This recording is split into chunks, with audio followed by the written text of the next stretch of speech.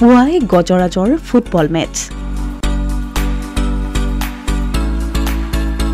Football খেলি আনন্দত আত্মহাৰা পোৱালীসহ 5টাকৈ বনৰীয়া হাতী।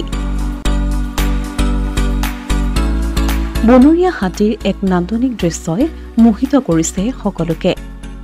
ফুটবল খেলি আনন্দত যেন আত্মহাৰা হাতীকেইটা।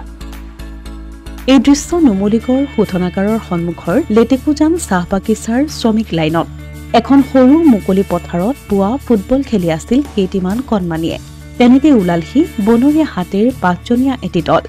মুখৰ আগত ফুটবল পাই হাতীকেইটাই খেলিলে ফুটবল।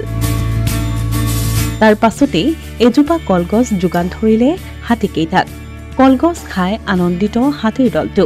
এই নান্দনিক দৃশ্যই সকলোকে যেন সোঁৱৰাই দিলে মানুহৰ সতে সহৱস্থান কৰিব বিচাৰে বনৰীয়া হাতীও। অৱশেষত কাৰো কোনো অনিষ্ট নকৰাকৈ আঁতৰি যায় হাতীকেইটা আশ্ৰয়স্থানলৈ। অসমীয়া প্ৰতিদিন ডিজিটেল সংবাদ নুমলীগড়।